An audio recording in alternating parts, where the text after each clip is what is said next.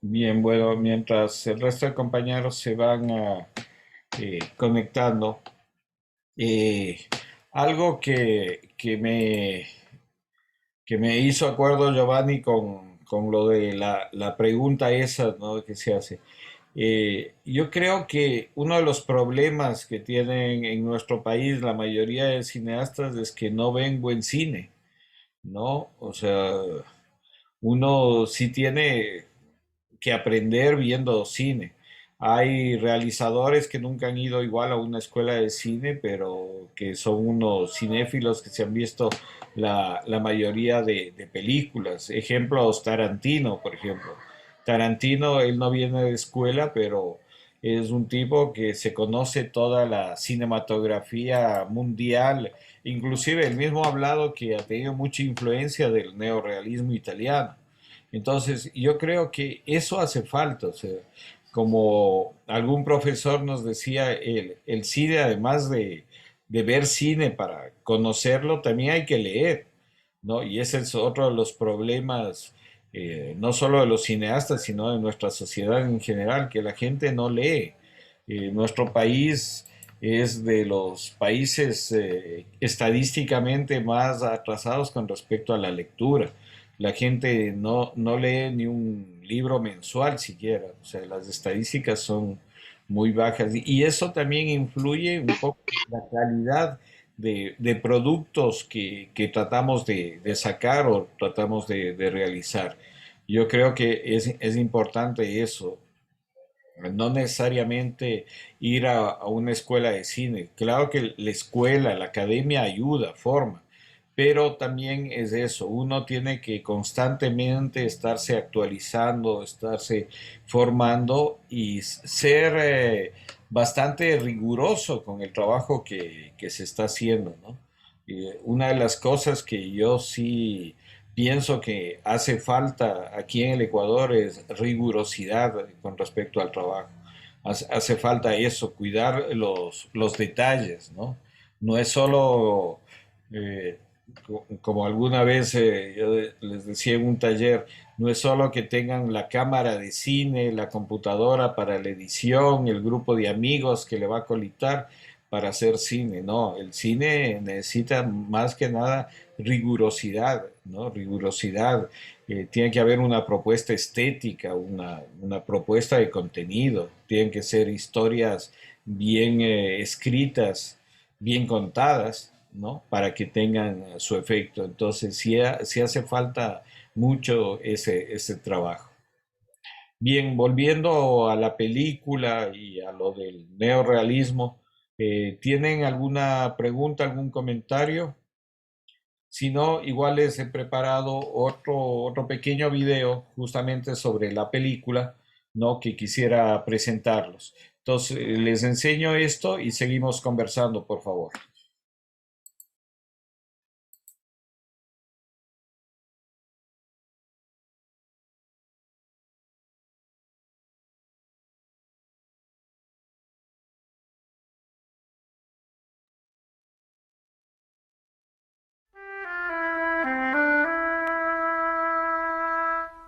Usualmente se piensa que en el cine, para contar una buena historia, hay que elaborar grandes estructuras narrativas, muchos personajes y diversos puntos de giro para lograr una gran complejidad en lo que se cuenta.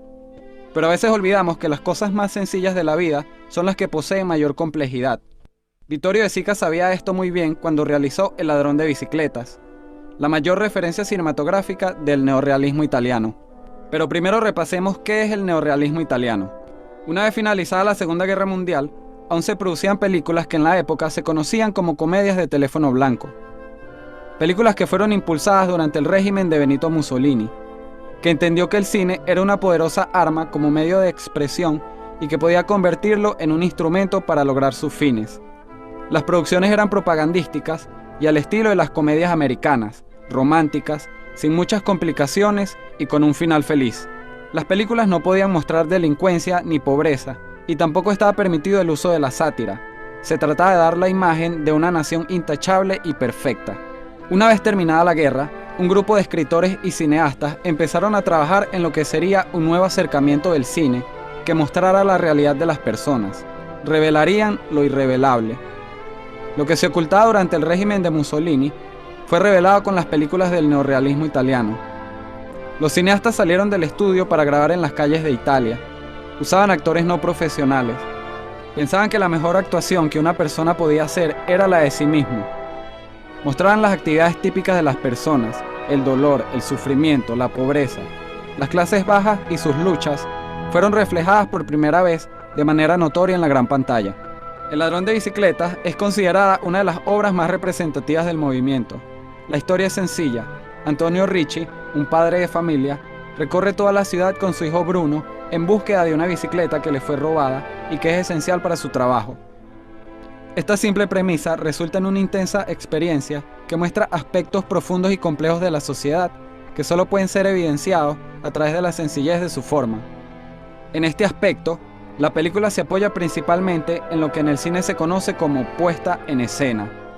Los personajes, el vestuario, el maquillaje, la escenografía, la iluminación, básicamente cada elemento visual que aparece en la pantalla para narrar la historia. Vittorio De Sica no maquilló a sus actores y los vistió de la misma forma en la que se vestía la clase obrera de la época, denotando un gran naturalismo y despojándolos de la superficialidad de los personajes que Hollywood había acostumbrado a ver hasta el momento. Actores que no eran actores. Antonio Ricci fue interpretado por Lamberto Maggiorani, que era un obrero de una fábrica y que su situación económica era similar a la del personaje, lo que le daba una sensación más real y auténtica a su interpretación. En cuanto a la dirección de fotografía, vemos pocos primeros planos, ya que predominan los planos generales y el uso de una gran profundidad de campo. Esta técnica tiene la intención de mostrar la ciudad en su gran complejidad, convirtiendo a la misma en un personaje de la historia. Esto representaba una gran ventaja para los cineastas del neorrealismo, que disponían de la libertad del espacio al grabar en las calles, en contraposición del cine industrial que grababa en estudios de cine y tenían que usar planos más cerrados debido a las limitaciones de un espacio y una iluminación ficticia. En cuanto a la escenografía, Vittorio De Sica utilizó el propio elemento de la bicicleta para construir ciertos aspectos emocionales. A lo largo del film, vemos cómo el cuadro en ocasiones se inunda de imágenes de bicicletas, para crear en el espectador una empatía emocional con Antonio, e incluso para crear la intención de que Antonio también debería robar una bicicleta para solucionar sus problemas. Luego de haber recorrido gran parte de la ciudad buscando la bicicleta, Antonio decide tomar un descanso para llevar a Bruno a comer una pizza. Esta es una de las escenas más representativas de la película, precisamente por el uso de la puesta en escena al momento de narrar. Aquí contrastan las clases sociales de la Italia de la época. Frente a la humildad del vestuario de Antonio y Bruno, se impone la apariencia del resto de los personajes. Pero es el niño de la mesa vecina, con el que Bruno cruza varias miradas, lo que destaca esta diferencia y también parte de la mirada que el director presenta hacia esta clase social. Si la apariencia de Bruno y Antonio tienden a ser una representación natural de los personajes, la del niño, y en general la de todos los clientes, tiende a ser artificial. En todo el film, la clase obrera, pese a su apariencia pobre o a la profesión que ejercen, son representados de forma naturalista, y por esta misma razón no son juzgados ni valorados de forma negativa. Sin embargo, las clases altas, con sus particulares peinados y atuendos, se ven caricaturescos y son valorados negativamente, bien por la actividad que realizan o solo por su aspecto físico, de manera que no se requiere, como en el caso de esta escena, que emitan ninguna palabra para que se demuestre lo artificial de sus costumbres y modos de vida. Vittorio De Sica dijo una vez que el neorrealismo italiano no estaba destinado a ser la realidad, sino un filtro de la realidad a través de la poesía.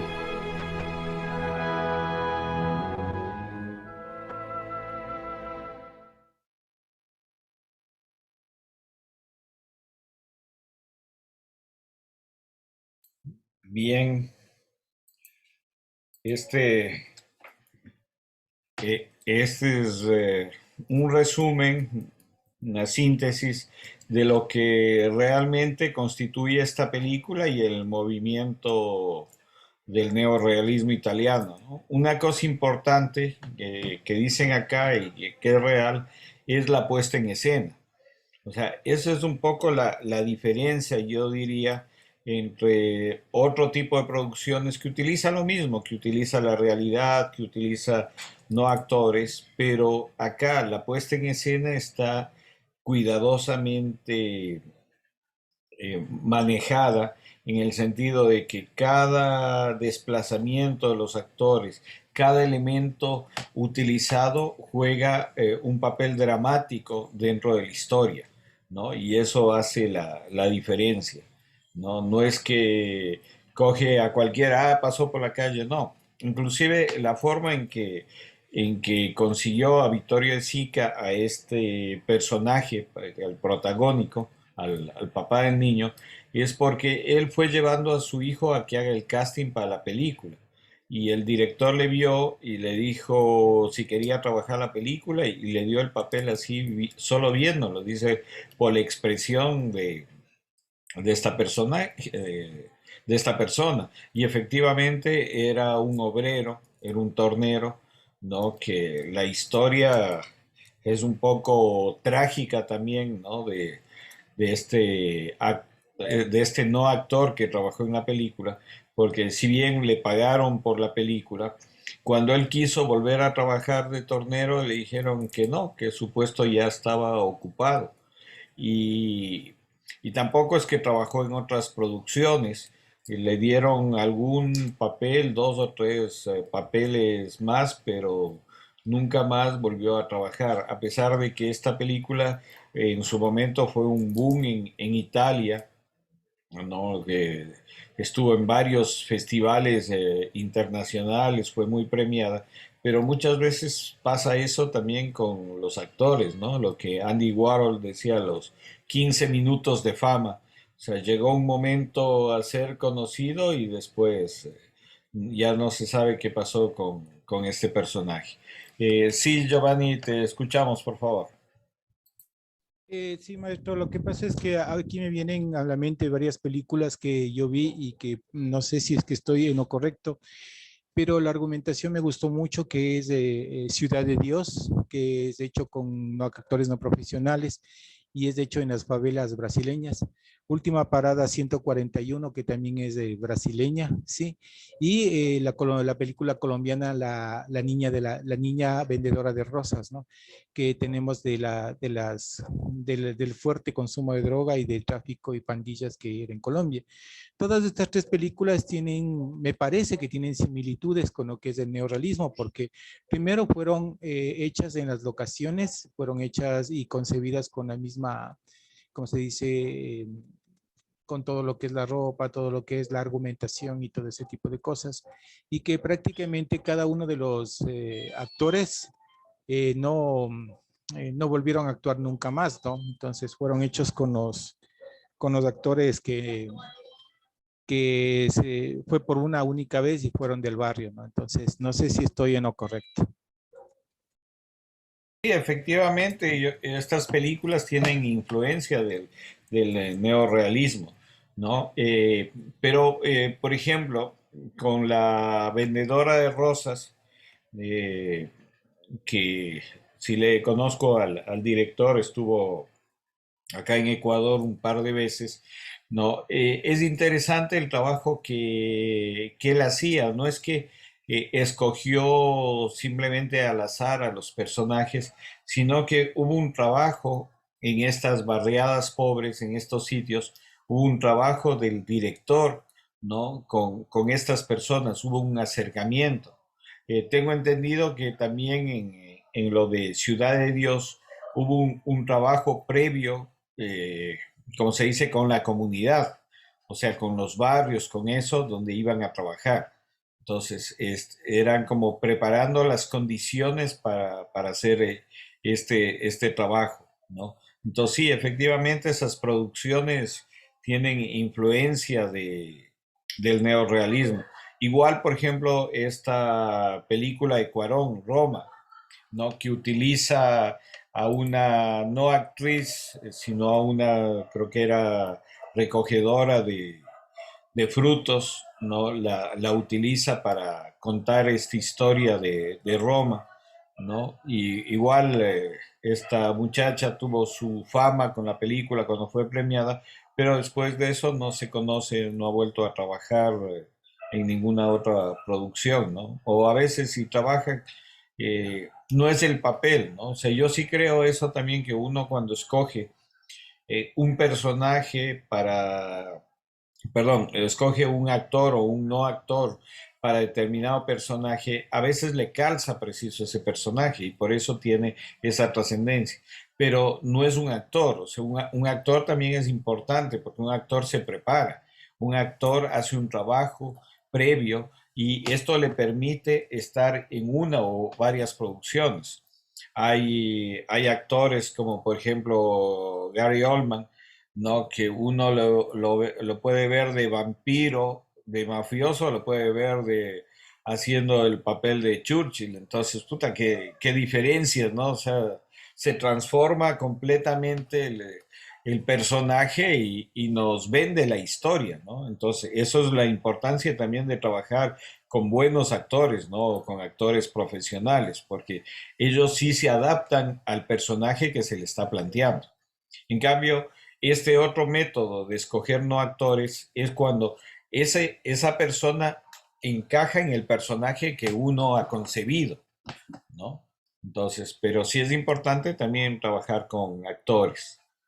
Bien, ¿alguna otra pregunta, algún otro comentario que quisieran hacer?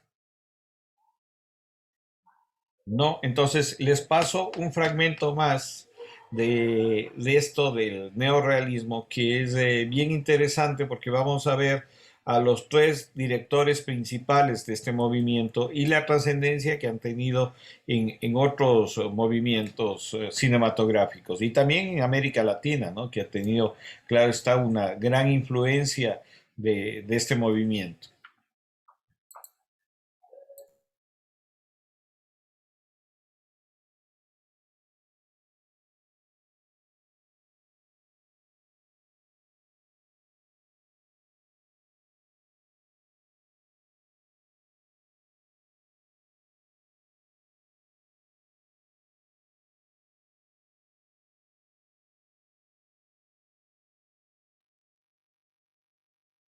Personas comunes en un país devastado con problemas reales, dando pelea día a día, convertidas en personajes cinematográficos. Hoy hablaremos de una corriente del cine que nació de la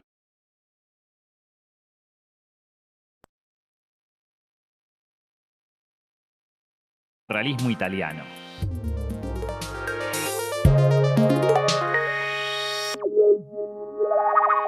Para entender el neorrealismo italiano es necesario que conozcamos un poco de la historia del cine de ese país. Poco después de la aparición del cinematógrafo en Francia y del kinetoscopio en los Estados Unidos, el cine pronto llegó a Italia, que no tardó en desarrollar una cinematografía propia gracias a estudios como S.A. Cines, Ambrosio e Italia Film. Durante la primera década del siglo XX ya contaba con un subgénero que volvió propio, el peplum, las películas ambientadas en la antigua Roma, protagonizadas por gladiadores y personajes de mitologías antiguas. En 1908 apareció Los últimos días de Pompeya y para 1912 se estrenó la que es considerada la primera superproducción de la historia del cine, Quo Vadis de Enrico Guasoni. El éxito con el público ávido de aventuras estaba garantizado. Pero el cine italiano, como Italia misma, sufrió su primer golpe con la Primera Guerra Mundial. En un comienzo la nación permaneció neutral, pero pronto se unió al conflicto, donde peleó contra el ejército austríaco. Esto no evitó una depresión económica con consecuencias que afectaron a todos los aspectos de la sociedad, ciudad. Por la bancarrota dejaron de filmarse superproducciones y las pantallas, como las de los cines de toda Europa, fueron hegemonizadas por las películas estadounidenses. Los años de posguerra fueron aún más difíciles en Italia.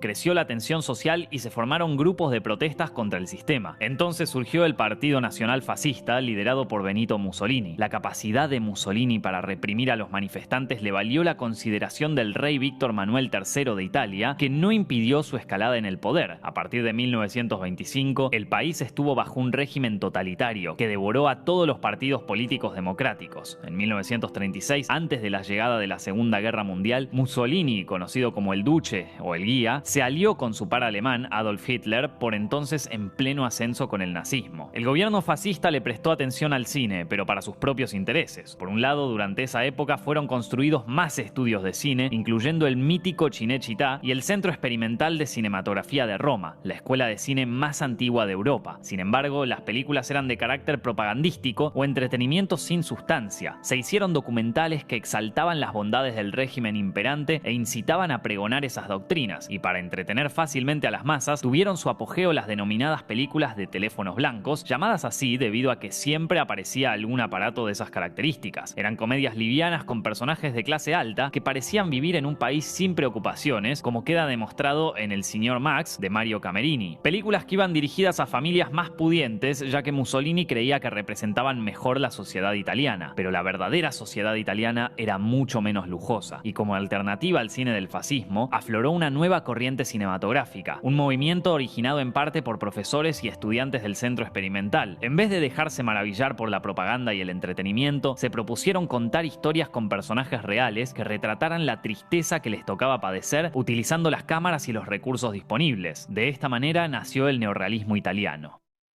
Las películas del neorrealismo, tal como lo insinúa su nombre, tratan de mostrar a través de una narrativa clásica cómo era la sociedad italiana de la vida real en aquella época. Por eso muchas películas neorrealistas no solo se valoran por su carácter narrativo desgarrador, sino también por su valor histórico. Estas fueron de las primeras películas en la historia que fueron filmadas afuera de los sets, con pocos elementos técnicos y en muchos casos con elementos narrativos casi documentales. No obstante, el neorrealismo también cuenta con antecedentes. Una de las principales fuentes de inspiración para este movimiento cinematográfico fue el cine soviético, encabezado por cineastas como Sergei Eisenstein, Dziga Vertov y Vsevolod Pudovkin. Films como El acorazado Potemkin de Eisenstein y El fin de San Petersburgo de Pudovkin se caracterizaban por mostrar multitudes de la clase obrera y resaltar los problemas sociales. Otra fuente que nutrió al neorrealismo vino del lado del documentalista Robert Flaherty. Sus trabajos, empezando por Nanook, El Esquimal y Man of Aran, coqueteaban con la ficción, pero sin olvidar que estaban registrando personas de la vida real en sus propios ambientes. Otra influencia fue el cine de Jean Renoir, en particular su largometraje Tony, un drama romántico que transcurre en escenarios naturales con mayoría de actores no profesionales. El primer director en impulsar el neorrealismo italiano fue Luchino Visconti. Descendiente de una familia aristocrática, Visconti renegaba de su condición acomodada y del fascismo. Se involucró en el cine cuando en 1935 se mudó a París y trabajó como asistente de Renoir. Allí se familiarizó con un cine sobre gente de verdad con problemas de verdad. Luego de ese aprendizaje, volvió a Italia y financió su ópera prima, estrenada en 1943, Ossessione. En Ossessione, Visconti se basó libremente en la novela negra El cartero llama dos veces, de James L. Cain, sobre un triángulo amoroso y un crimen. Un libro que ya había sido adaptado por Hollywood con Lana Turner en el elenco, pero la gracia del enfoque de Visconti está en que muestra lugares y personas de Italia que no se veían en las películas de teléfono blanco. Habitaciones de prostitutas, viejas estaciones de trenes. Estos detalles generaron controversia en el fascismo. Como resultado, la película fue considerada anti-italiana y fue víctima de la censura por parte de miembros del gobierno. El escándalo fue tal que hasta el mismísimo Mussolini pidió verla y, pese a sus reservas, autorizó su circulación. Así, Visconti siguió explorando la beta neorrealista en más películas notables. La Terra Trema es acerca de un pescador siciliano tratando de independizarse. Por su lado, Bellissima presenta una madre luchando para que su hija triunfe como estrella y tenga una vida mejor. Luego, Visconti se decantó por film con más recursos y grandes elencos, como El gato pardo, Mundo y Muerte en Venecia, pero su importancia para el cine neorrealista no deja de ser intocable. Quizás su obra neorrealista más importante se dio algunos años después, en 1960, cuando estrenó una de mis películas favoritas de esta corriente, Rocco y sus hermanos. Con este y sus otros films, Visconti inspiró a varios directores, especialmente a Martin Scorsese, a Quentin Tarantino y a Sylvester Stallone. Uno de los nombres decisivos del neorrealismo es sin lugar a dudas Roberto Rossellini. Nativo de Roma, este chico estuvo familiarizado con el cine ya que su padre hizo construir la primera sala de la ciudad. Más tarde trabajó en diversas áreas de la producción cinematográfica. Comenzó a dirigir películas financiadas por el fascismo como La nave bianca, Un piloto retorna, producida por el mismo Mussolini, y L'uomo della Croce. Pero incluso en aquellos encargos podía advertirse un modo de filmar propio de los documentales. Recién en 1945, en el año de la muerte del Duce, Rossellini presentó su primer film neorrealista, Roma, ciudad abierta. Aquí el director muestra los últimos días de la ocupación alemana en la capital de Italia desde el punto de vista de un militante, un sacerdote y una ciudadana. Por su condición de film independiente, el uso de actores desconocidos, incluso no actores, y la crudeza de las escenas, Roma, ciudad abierta es considerada la punta de lanza del neorrealismo. Y Rossellini siguió explorando el mismo territorio un año después en el drama bélico Paisà. Aquí cuenta 6 historias vinculadas por el avance de un grupo de soldados aliados en tierras italianas. Para potenciar la sensación de verdad, el director contrató a militares estadounidenses. Rossellini continuó desgranando las heridas de posguerra en Alemania Año Cero, que filmó en Berlín con no actores de la ciudad. Esta película vendría a cerrar su famosa trilogía de la guerra. Rossellini nunca ocultó su preferencia a dirigir personas sin formación dramática. Es más, reescribía el guión según la vida de las personas que seleccionaba, todo en función de que los sentimientos en pantalla fueran reales. No por nada, en una entrevista supo decir que debemos tratar de reencontrar en la historia, al hombre, y al hombre más humilde. La carrera de Rossellini adquirió un rumbo distinto cuando en 1949 recibió una carta de la actriz sueca Ingrid Bergman. La estrella de Casablanca manifestaba en el texto que quería trabajar con él. Se encontraron y no solo terminaron trabajando juntos, sino que se casaron y formaron una familia. En las 3 películas que hicieron, el punto de interés reside en la estrella, aunque el director nunca abandonó sus postulados del neorrealismo. La primera fue Stromboli, de 1950, sobre una mujer que llega a la isla volcánica del título. Bergman es la única actriz profesional en el reparto, compuesto por los verdaderos lugareños. La trama acerca de una sobreviviente de la guerra y las consecuencias, como el seguimiento de la rutina de los pescadores, todavía muestran una preocupación por acercarse a la realidad y a los problemas políticos y sociales. Luego llegaron Europa 51, en donde Bergman es una mujer que quiere ayudar a los más necesitados luego de la muerte de su hijo, y Viaggio en Italia, en la que también participa el actor británico George Sanders. Rossellini luego dirigió documentales y eventualmente se dedicó a la televisión sin perder su compromiso con el mundo que lo rodeaba. Junto a Visconti y Rossellini apareció el otro gran hombre del neorrealismo, Vittorio De Sica. Nacido en 1901, comenzó su carrera como actor, llegando a ser un galán de teatro y de películas comerciales de la era fascista. Pronto pasó a dirigir él mismo comedias en la misma categoría del Teléfono Blanco, pero el amanecer de su autoría comenzó a manifestarse en I bambini ci guardano, de 1943. La historia es de una desintegración familiar contada desde el punto de vista del hijo. Allí empezaba a inclinarse por mostrar una dura realidad que las producciones livianas preferían ocultar. Su entrada de lleno al neorrealismo fue con Giugià, de 1946, acerca de 2 niños que trabajan como lustrabotas en Roma y sueñan con comprar un caballo. Pero la consagración de De Sica se produjo en 1948 cuando se estrenó su obra cumbre, Ladrón de bicicleta. En esta película, un humilde hombre padece el robo de su bicicleta, indispensable para poder trabajar, y junto a su hijo emprenderá la búsqueda del responsable. Ladrón de bicicleta se convirtió rápidamente en la quintesencia del neorrealismo italiano, un film hecho con escasos recursos en las calles, con actores sin formación, que mostraba la difícil realidad italiana de posguerra y carente de un final feliz. Una película influyente para los directores que trabajan en el lenguaje neorrealista y para los que no también. A diferencia de Visconti, que era más intelectual, y Rossellini, que era un poco más duro, De Sica apostaba más a la ternura, a que el público pudiera entender a los personajes y encariñarse con ellos. Así sucede en Milagro en Milán, donde un huérfano lucha por su vecindario cuando descubren petróleo en esas tierras. Aquí el director da rienda suelta al humor propio de la obra de Chaplin y a los toques fantásticos. Mucho más descarnada es Umberto D, sobre un jubilado y un perro marginados por la sociedad, un largometraje considerado el punto más extremo y doloroso del neorrealismo. De Sica luego pasó a dirigir películas fuera del neorrealismo, con figuras de la talla de Sofía Loren, Marcello Mastroianni, Silvana Mangano, Jean-Paul Belmondo y Montgomery Clift. El éxito y los premios demostraron que era un director que podía trascender toda corriente sin perder su esencia. El neorrealismo también les dio sus primeras oportunidades a cineastas que más tarde supieron construir un lenguaje propio. Por ejemplo, ejemplo, Federico Fellini. Supo ser guionista de films de Rossellini y ya como cineasta en solitario, Fellini realizó películas que bien podrían considerarse post-neorrealistas: El Jeque Blanco, Los Inútiles y La Strada. El neorrealismo se detuvo en los años 50, pero cambió para siempre al cine italiano. Le dio un impulso internacional definitivo, posicionándolo en los principales festivales y en entregas de premios. Posibilitó la aparición de nuevos profesionales y el desarrollo de una industria, lo que dio lugar a otras corrientes y géneros como la comedia satírica, el spaghetti western, el terror y el regreso del peplum. Pero sobre todo, el neorrealismo le permitió a un grupo de cineastas expresar su visión de un país golpeado y sometido, y poniendo delante de cámara a los mismos habitantes que debían padecer esa situación. La importancia del neorrealismo italiano se extiende hasta nuestros días. Tuvo una influencia poderosa en corrientes cinematográficas inmediatas a su apogeo, como la Nouvelle Vague francesa, el Free Cinema inglés y la generación del 60 argentina. Como ya dijimos, Martin Scorsese confesó que las películas de De Sica y Visconti fueron cruciales para su obra. Esto se nota en el tono inmediato de films como Taxi Driver, o acentuada por la fotografía en blanco y negro en Toro Salvaje. Actualmente, Estados Unidos tiene otros exponentes que toman elementos del neorrealismo, como John Baker, que busca retratar de la forma más real posible ciertos personajes y lugares de su país en películas como Tangerine y The Florida Project. Además, el cine latinoamericano siempre se nutrió del neorrealismo. El ejemplo más actual es Roma. Para darle más carnadura a la historia de Cleo, la empleada doméstica de una familia de clase alta mexicana, el director Alfonso Cuarón contrató a Yalitza Aparicio, una joven de un pueblo humilde, desocupada, que no veía mucho cine y que nunca pensó en ser actriz. Y así podemos darnos cuenta que los ecos del neorrealismo siempre resonarán en todo aquel que mire a su alrededor y decida retratar con imágenes y sonidos la dura realidad social. Estos videos están hechos con el apoyo de nuestros queridos suscriptores de Patreon. Si quieren ver más videos así, por favor consideren apoyarnos en patreon.com/zepfilms, donde también podrán acceder a más contenido exclusivo, preguntas y respuestas y muchas más cosas especiales. Mi nombre es Nicolás Amelio Ortiz y nos estamos viendo la semana que viene.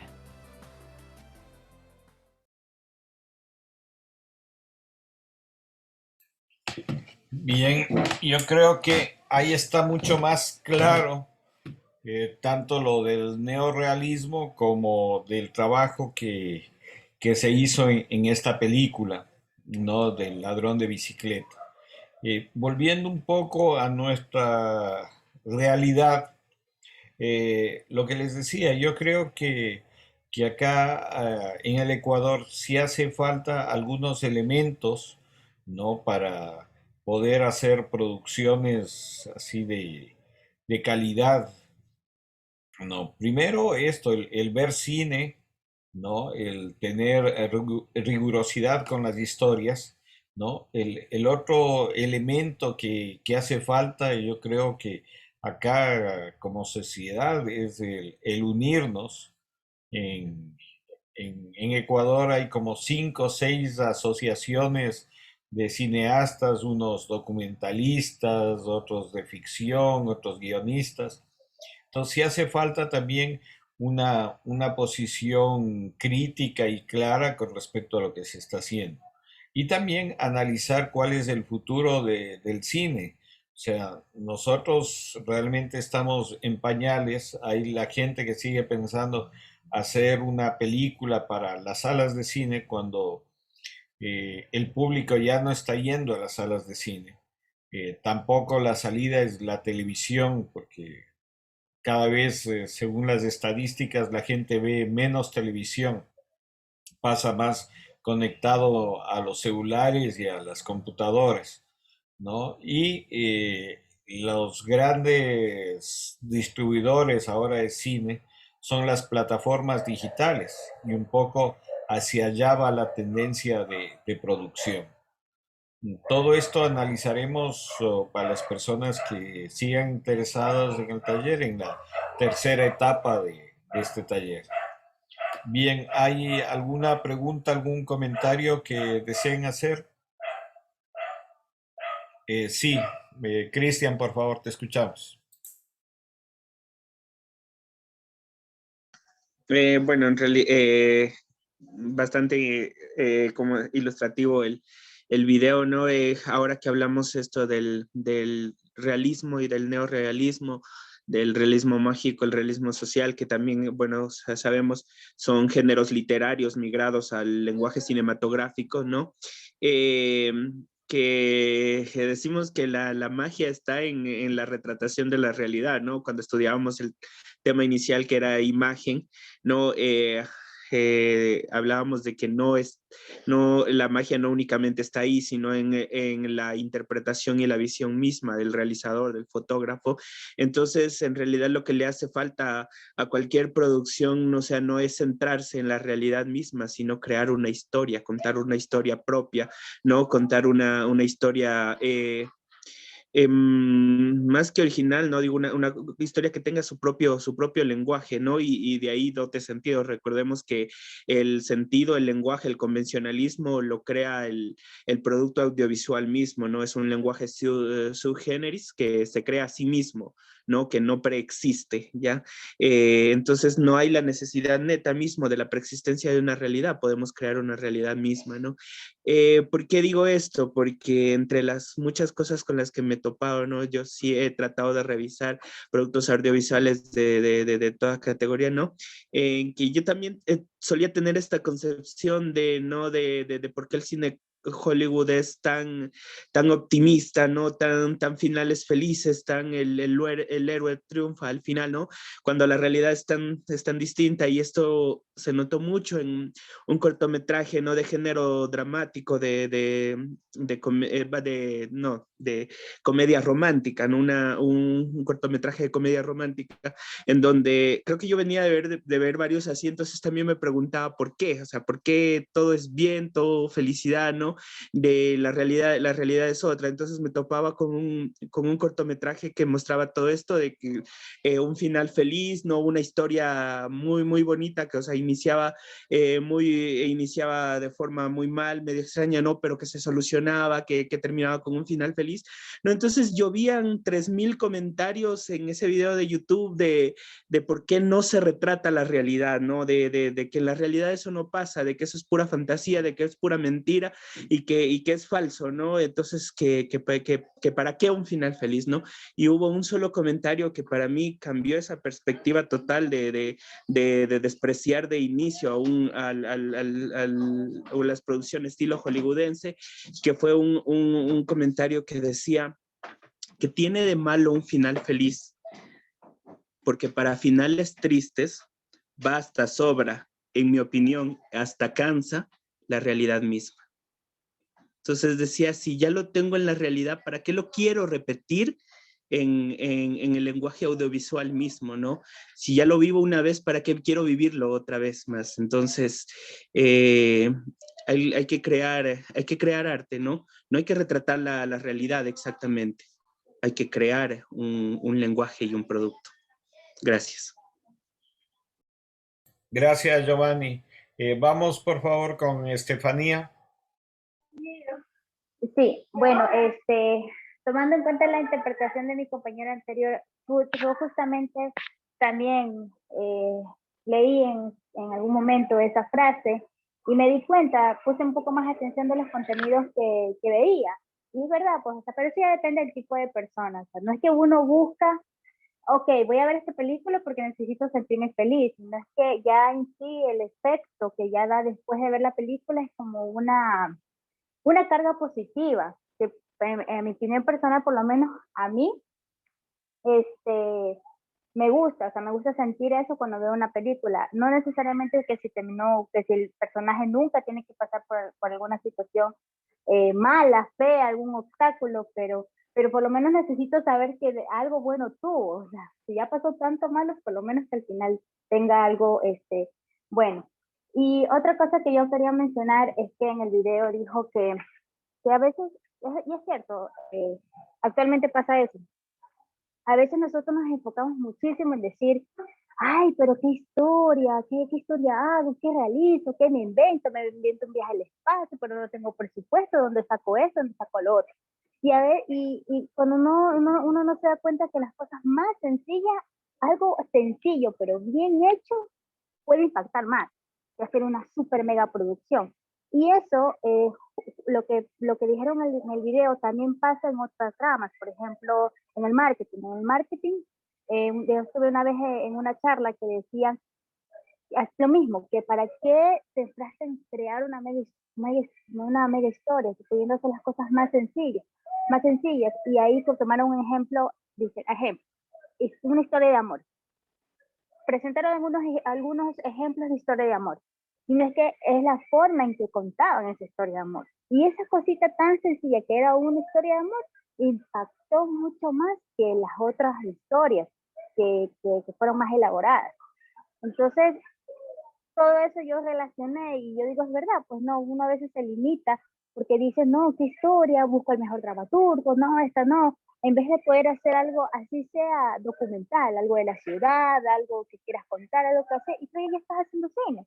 No tienes que esperar que alguien te contrate, que alguien te auspicie, cuando lo puedes hacer desde tu celular.